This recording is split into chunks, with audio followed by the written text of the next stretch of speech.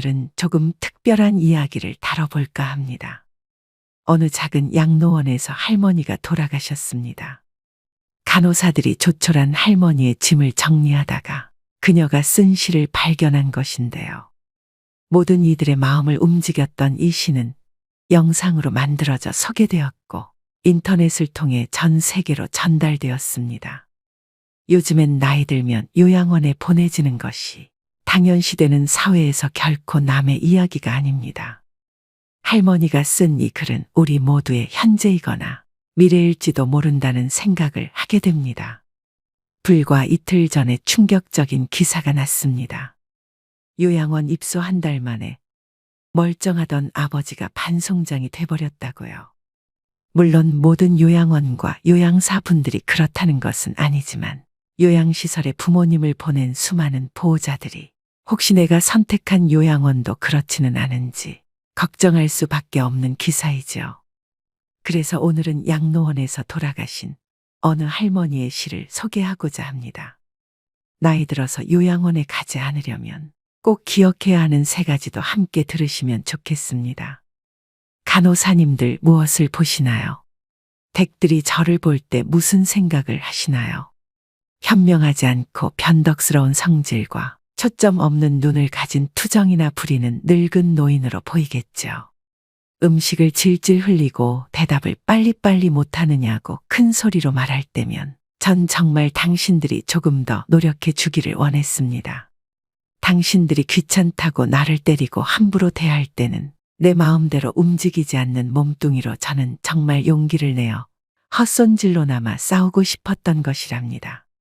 댁들이 하는 일도 못 알아차리는 것 같이 보이고 양말이나 신발 한 짝을 항상 잃어버리는 바보 같은 늙은 노인으로 밖에는 안 보였나요? 내가 저항하든 말든 그것은 아무런 상관없다는 듯이 목욕을 시킬 때도 설거지통 그릇만도 못하고 대돌만도 못한 나의 몸뚱이에 눈물도 쏟아냈지만 흐르는 물에 감추어져 당신들 눈에는 안 보였겠죠. 음식을 나누어 먹는 것이 아닌 그냥 먹여주는 댁들의 눈에는 내가 가축보다 못난 노인으로 비추어졌나 봅니다. 댁들은 저를 그런 식으로 생각하나요? 당신들은 저를 정말 그런 식으로 보는 건가요? 제 팔에 든 수많은 멍자국들이 당신들 눈에는 망가진 보라색 도라지꽃들로 보이던가요? 간호사님들, 그렇다면 이제 눈을 뜨고 그런 식으로 저를 보지 말아주세요. 이 자리에 꼼짝하지 않고 앉아서 나의 의지는 상실되어 댁들이 지시한 대로 행동하고 댁들의 의지대로 먹고 온몸에 멍이 들어도 아픔을 삭혀야 했던 제가 누구인지 말하겠습니다. 제가 10살 어린 아이였을 땐 사랑하는 아버지도 있었고 사랑하는 어머니도 있었고 형제 자매들도 있었답니다. 16이 되었을 땐 발에 날개를 달고 이제 곧 사랑할 사람을 만나러 다녔답니다. 20살 땐 평생의 사랑을 지키기로 약속하여 결혼하였고 나의 가슴은 고동쳤답니다. 25살이 되었을 땐 귀여운 어린 자녀들이 생겨났답니다. 당신들도 그런 어린 시절이 있었겠죠. 서로를 안아주고 감싸주는 행복한 가정이었답니다. 40살이 되었을 땐 어리기만 했던 아들, 딸들이 성장해서 집을 떠나게 되었지만 남편은 제 곁에 있어 슬프지 않았답니다. 50살이 되었을 땐 제 자식들은 직장에서 일을 하고 손주를 제 무릎에 안겨주었습니다. 그때 비로소 인생의 맛을 알게 되었답니다. 마침내 어두운 날들이 찾아와 내 옆에 있던 이가 먼저 하늘로 떠나게 되면서 앞으로의 삶을 생각해보니 두려운 마음에 몸이 오싹해졌답니다. 자녀들이 모두 자기의 자식을 키우고 있는 그 모습을 보고 난 내가 알고 있던 지난 날들과 내가 주고받았던 사랑을 한번 떠올려 봤답니다. 저는 이제 늙은이가 되었는데 참으로 우습게도 늙은이를 바보처럼 보이게 만드는 것들을 보면서 세월은 참으로 잔인한 것 같다는 생각을 해봤답니다. 몸은 망가지고 우아함과 활기는 떠나버렸고 한때는 마음이었던 것들이 이제는 무딘 돌이 되어버렸답니다. 시체와도 같은 이 늙은이 속에는 아직도 어린애 같은 마음은 살아있어 가끔씩은 다 망가진 이 가슴도 부풀어 오르는 때가 있답니다. 좋아하는 사람이 생겨 젊은 시절처럼 사랑도 하고 싶다는 꿈도 꾸어본답니다. 즐거웠던 일들을 기억해보고 고통스럽던 일들도 떠올려보면서 저는 지금 다시 한번 용기를 내어 삶을 사랑하며 살아가려 합니다. 너무 짧고 빨리 지나간 지난 날들을 생각하면서 영원한 것은 아무것도 없다는 엄연한 현실을 받아들이기로 했답니다. 이제 사람들이여 눈을 떠보십시오. 투정이나 부리는 늙은이로만 보지 말고 좀 더 자세히 나를 봐주세요. 당신의 아버지는 아니나 아버지일 수도 있고 당신의 어머니는 아니나 어머니일 수도 있습니다. 그냥 가축에게 모이를 주듯 하지 마세요. 그냥 먹고 싶습니다. 멍들게 하지 마세요. 가슴 속에 멍을 안고 떠나지 않게 해주세요. 사는 동안에 하나뿐인 나의 간절한 소망입니다. 이 글을 보고 어떤 생각이 드시나요? 이 할머니의 글은 우리 누구에게나 닥칠 수 있는 가슴 절절한 사연입니다. 인간은 태어나는 순간부터 죽음을 향해 달려갑니다. 죽음에 대해 생각하거나 이야기하는 것을 불경스럽게 생각하지만 삶과 죽음은 동전의 양면처럼 함께 있습니다. 대자연의 섭리 속에서 펼쳐지는 한 편의 드라마와도 같은 인생사에서 지금 우리는 어디를 향해 가고 있을까요? 현대판 고려장이라고 불리우는 적나라하게 표현된 요양원의 현실에 공감을 하면서도 어쩐지 애잔한 마음이 남습니다. 남의 일이 아닌 바로 나에게도 다가오고 있는 길이라는 현실에 씁쓸함도 느껴집니다. 우리는 왜 요양병원에 가야 하는가? 우리는 왜 요양병원에 보내야 하는가? 우리는 왜 요양병원을 끊을 수 없는가? 요양병원과 요양원이 과연 누구를 위해 존재하는 것일까? 생각해 보셨나요? 이것은 시대의 흐름에 따라 필요하게 되었고, 현재는 없어서는 안 될 산업이 되어버렸습니다. 그곳은 정말 병원일까요? 사실은 모두가 알고 있습니다. 죽기 직전까지의 시간을 최대한 버티는 곳이라고 말이죠. 모든 자식들이 그런 것은 아니겠지만, 늙은 부모가 귀찮아서 돈 몇 푼이면 해결된다는 안일한 생각에 요양원으로 보내지는 노부모들이 많아지고 있습니다. 그때 부모님의 슬픈 얼굴을 자세히 들여다보는 자식들이 얼마나 될까요? 애써 외면하고 모른 척 해야 하는 현실에 자식들의 가슴도 무너지는 경우가 많을 것입니다. 똑바로 쳐다보지 못하는 자식들의 면전에서 부모는 애써 슬픔을 보이지 않으려 굳어만 가는 얼굴에 미소를 띄웁니다. 나는 걱정하지 말고 잘 살라는 부모의 말 한마디가 팍팍한 현실을 살아가는 우리들의 가슴에 얼마나 와닿을 수 있을까요? 이제 우리나라는 2025년이면 인구 5명 중 1명이 65세가 넘는 초고령화 사회로 진입합니다. 또 그런 와중에 출산율은 사상 최저치를 매년 경신하고 있는데요. 노인 인구는 급속도로 많아지고 새로 태어나는 사람은 급속도로 적어지고 있습니다. 남녀 통합 평균 수명은 84세로 늘어났고 머지않아 90세를 목전에 두고 있습니다. 쉽게 말해서 지금의 40, 50대 중년층들이 60, 70세가 되었을 때 80, 90대의 부모들을 부양해야 된다는 사실입니다. 과거에는 자식들도 많이 낳아 자식에게 부모의 노후를 의지하거나 부양받는 것을 당연하게 여겼죠. 이제는 노인이 노인을 부양해야 하는 시대입니다. 고독사를 다룬 스틸라이프라는 영화가 있습니다.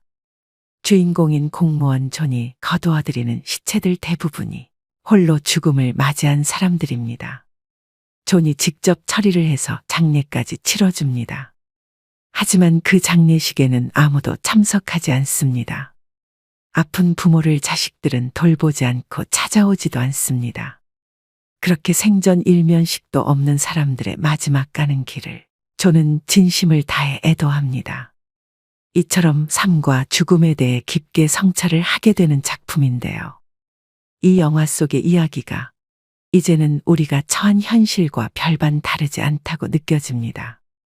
마처 세대라고 불리는 지금의 5, 60년대생 부모님들은 갖은 고생을 다 하셨을 겁니다. 또 고도성장의 주역이자 민주화를 이뤄낸 핵심적 세대인 이들은 세계에서 가장 가난한 나라 중 하나였던 대한민국이 선진국에 이르기까지 그 중심에 있었습니다. 중년에 들어서는 부모 부양과 자녀 교육을 도맡아 이중고에 등골이 휘지만 배고픈 시기도 견뎌냈던 강인함으로 그저 묵묵하게 열심히 살아오고 있는 세대가 바로 이 60년대생들입니다. 과거에 요양원이나 요양병원이 어디 있었겠습니까? 부모님이 갑자기 편찮으시면 자식들이나 며느리가 다 도맡아 보살폈죠. 그렇게 수십 년을 살다 보면 어느덧 내 나이가 60이 넘습니다. 이 얼마나 비참한 인생인가요? 이제는 시대가 바뀌어서 인식도 많이 달라지고 굳이 힘들게 부모를 부양해야 된다는 생각을 하지 않는데요. 원하든 원하지 않든 결국에는 요양원 아니면 요양병원으로 보내지게 되어 있습니다. 하지만 막상 시설에 보내려고 하면 여러 가지 문제들에 직면하게 됩니다. 우선 요양병원과 요양원의 차이점을 설명드리기 전 아셔야 될 게 있습니다. 요양병원은 말 그대로 의료기관인 병원으로 치료가 필요한 어르신들이 입원을 하는 곳입니다. 요양원은 요양이 필요한 어르신들이 입소하는 생활시설로 어르신들의 일상생활을 돌봐주는 곳입니다. 먼저 요양병원의 간병비는 장기요양보험의 대상이 아니기 때문에 환자가 전액 부담을 해야 합니다. 병실비와 진료비의 경우 80%가 건강보험으로 지원되어 환자는 20%만 부담하게 됩니다.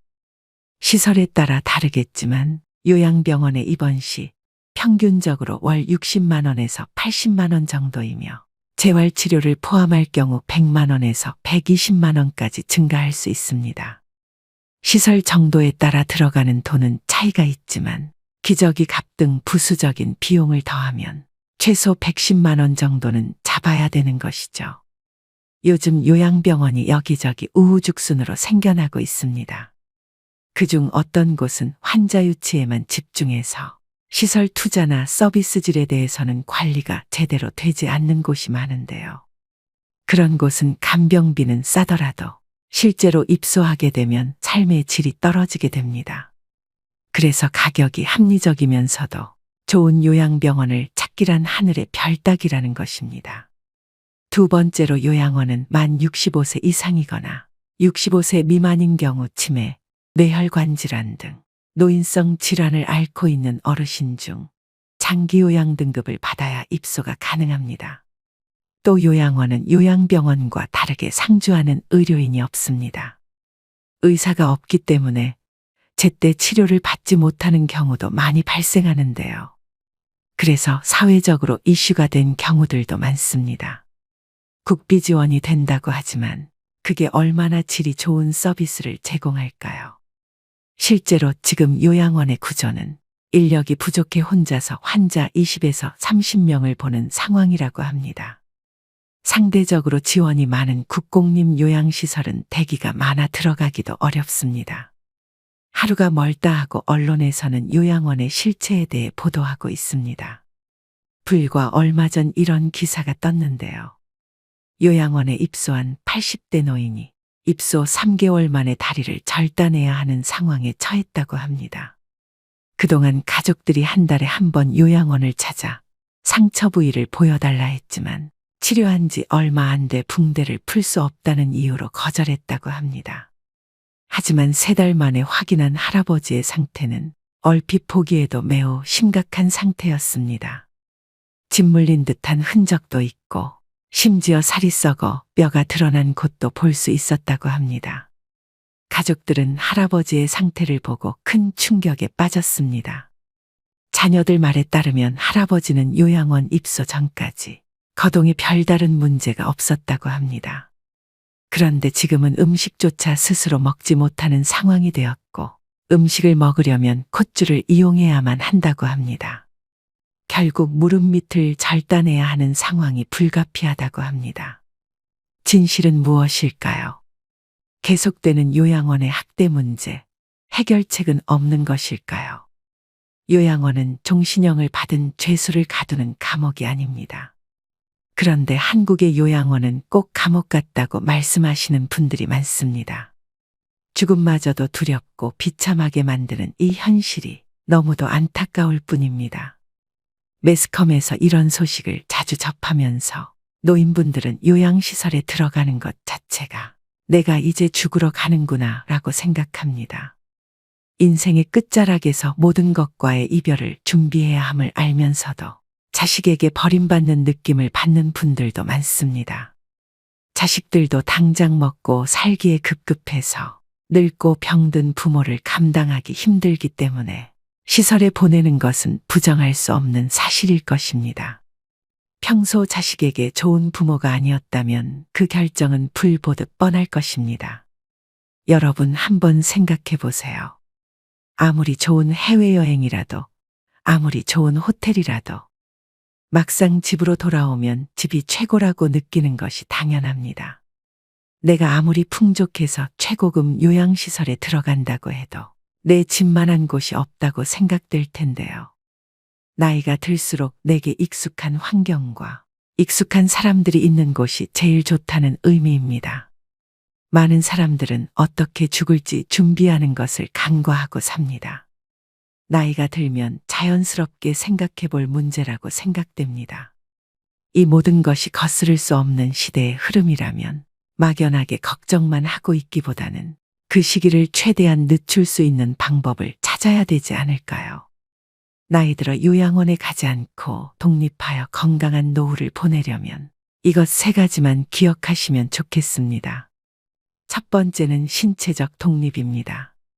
나이 들어서 요양원에 가지 않고 자식에게 의존하지 않으려면 육체적으로 독립할 수 있어야 됩니다.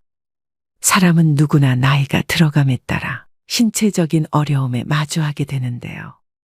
50대, 60대부터 얼마나 건강관리를 잘했느냐에 따라 노후의 삶은 지옥이 될 수도 천국이 될 수도 있습니다. 이처럼 100세 시대가 도래하면서 건강한 노년을 맞는 것이 최고의 행복이라고 여겨집니다. 우선 건강 수명을 늘리려면 기초 체력을 유지하는 것이 매우 중요합니다. 이를 위해서는 근력 운동을 필수로 하셔야 됩니다. 이 기초 체력을 일찍이 다져놓지 못하면 나이가 들어감에 따라 걷고 싶어도 걸을 수 없는 때가 올 수도 있습니다. 누우면 죽고 서면 산다는 말이 있습니다. 일어나서 살아야 합니다. 나이가 들면서 근력을 잃는 순간 급격히 노화가 됩니다. 인생 후반기를 살아가시는 분들은 갑자기 하반신이 가늘어지는 경험을 하시는 분들이 많으실 겁니다.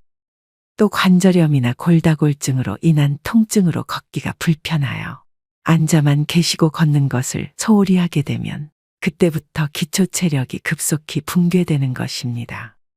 무릎, 등이나 어깨도 구부러진 상태로 굳어서 완전히 피지 못하게 되는데요. 이 모든 것은 근력이 약해져서 근육이 우리 몸을 지탱해주지 못해서입니다. 이러한 증상이 심해지면 팔과 다리에 힘이 빠져 일상생활을 정상적으로 할 수 없게 됩니다. 노후에 자식이나 다른 사람에게 의존하지 않고 독립적인 노후를 보내려면 근력을 유지하는 것이 그 무엇보다도 중요합니다. 그렇다면 무병장수의 열쇠는 무엇일까요? 흔한 얘기이지만 이러한 노인성 질병은 운동으로 그 해답을 찾을 수 있습니다. 흔히 운동은 젊음과 장수를 보장한다고 이야기하죠. 의자에 앉았다 일어났다를 반복하거나 아령을 들고 발 뒤꿈치를 올렸다 내리거나 다리를 어깨 너비로 벌리고 서서 스쿼트 동작 또는 누워서 윗몸 일으키기 등을 지금 당장 실천해 보셔야 합니다. 마지막으로 중요하게 말씀드릴 부분은 균형을 잡는 운동인데요. 우리나라 65세 이상 어르신들 중에 낙상사고로 사망하는 경우가 정말 많습니다. 사고 사망 원인 중 2위가 낙상사고라고 하는데요. 젊은 사람들에 비해 노인이 낙상했을 경우 사망률은 10배, 입원율은 8배나 높다고 합니다. 낙상으로 인한 부상은 거기서 그치는 것이 아니라 정신적 건강 문제로도 이어질 수 있기 때문에 예방 및 관리가 필요합니다. 많은 전문가들이 낙상 사고를 막기 위해서 균형감을 키울 수 있는 운동의 중요성을 강조하고 있습니다. 가장 간단하고 확실한 운동 중 하나는 한 발로 서기입니다. 눈을 감고 한 발로 서서 30초간 유지하는 방법으로 매일 10회씩 반복하고 익숙해지면 시간을 점차 늘려가시면 좋습니다. 집에서 틈틈이 균형 잡기 운동을 실천하셔야 합니다. 운동에 대한 부담감이 있거나 운동을 하기에 신체 능력이 많이 저하되셨다면 가볍게 걷기 운동부터 하시는 걸 추천드립니다. 노인이라고 해서 침상 안정을 하기보다는 가능한 수준에서 노인 근력 운동을 해주는 것이 삶의 질 향상에 있어서 꼭 필요합니다. 다시 한번 강조드립니다. 노후의 가장 중요한 1순위는 신체적 기능을 최대한 유지하는 것에 집중하셔야 됩니다. 나이가 들면 돋보기, 보청기, 틀니, 지팡이, 약봉지가 일상이 됩니다. 아프면 서럽다지만 더 큰 문제는 질병으로 인해 따라오는 삶의 질 저하인데요. 타인의 도움이 필요해지는 상황이 닥치면 더욱 실감하게 됩니다. 이처럼 노후에는 건강을 잘 지키기만 해도 흑자 인생을 보낼 수 있습니다. 건강이 곧 돈이기 때문입니다. 자녀에게 부모 부양으로 경제적인 부담을 주지 않는 가장 손쉬운 방법이 바로 건강관리입니다. 운동이라고 해서 어렵게 생각하실 필요 없습니다. 노인 운동은 일반적인 스포츠나 달리기를 의미하지만은 않습니다. 활발한 걷기, 집안 청소나 정원 가꾸기 등 일상적인 활동을 통해서도 이루어지는데요. 건강관리를 위해 집안에서부터 부지런하게 움직여 보시는 건 어떨까요? 두 번째는 정신적 독립입니다. 나이 들어서 정신적으로 독립하기 위해서는 무엇이 필요할까요? 또 여러분은 나이가 들어가면서 제일 두려운 게 무엇인가요? 주변에 많은 분들이 치매가 걸릴까봐 걱정이라고 하시는데요. 몸이 아픈 병보다 무서운 게 치매라는 말이 있을 정도로 치매는 자신은 물론 그 주변까지 힘들게 하는 병이다 보니 중년 이후부턴 치매에 관심이 커질 수밖에 없습니다. 가장 발병률이 높은 노년기에 사회적으로 고립되는 것이나 우울증은 치매의 원인 중 하나라고 하는데요. 그만큼 노후의 정신 건강을 위해서는 외로움, 우울감을 극복하시는 게 가장 중요합니다. 그렇다면 치매 예방법에는 어떤 것들이 있을까요? 안타깝게도 아직 치매에 대한 치유약은 개발되지 않았습니다. 지금까지 개발된 치매 치료제는 병의 악화를 지연시키는 효능만 있을 뿐입니다. 따라서 치매를 예방하기 위해 가장 중요한 것은 생활 습관을 바꾸고 식습관을 건강하게 유지하셔야 되는데요. 쉽게 할 수 있는 생활 습관으로는 음식을 꼭꼭 씹어 드시는 것입니다. 음식을 씹는 동작만으로 내려가는 혈류량을 증가시켜 뇌를 활성화합니다. 껌을 자주 씹는 것도 도움이 되겠죠. 그리고 일기는 쓰는 습관을 길러보세요. 치매 환자는 한 가지 특징이 있습니다. 치매 초기에는 단기 기억을 회상하는 데 어려움을 겪습니다. 그 이유는 단기 기억을 담당하는 뇌기관인 해마가 손상되었기 때문인데요. 이를 예방하려면 매일 일기를 쓰는 버릇을 기르는 게 좋습니다. 일기를 쓰면서 해마를 자극하고 퇴화되는 것을 방지하고 심지어 그 기능을 향상시킵니다. 뇌는 지속적인 자극을 원합니다. 그 중에서도 가장 좋은 자극은 새로운 자극인데요. 내가 평소 하고 싶은 일들을 실천하면서 생활에 활력을 주셔야 됩니다. 그리고 늘 웃으며 생활하세요. 전문가들은 웃으면 뇌가 젊어진다고 말합니다. 왜 그럴까요? 웃음은 좌뇌와 우뇌를 함께 자극하고 얼굴 근육의 움직임을 통해 뇌 회로를 활성화시키기 때문입니다. 우리가 기분이 좋으면 뇌의 혈류가 활발하게 흐르고 이로 인해 의욕이 넘치며 몸에 활력이 돌게 됩니다. 그런데 한 가지 특이한 것은 우리 뇌는 바로 진짜 웃음과 가짜 웃음을 구분하지 못한다는 것입니다. 그래서 억지로라도 웃고 산다면 진짜 웃음의 효과가 나타난다고 합니다. 그러니 지금부터는 일부러라도 많이 웃으시기 바랍니다.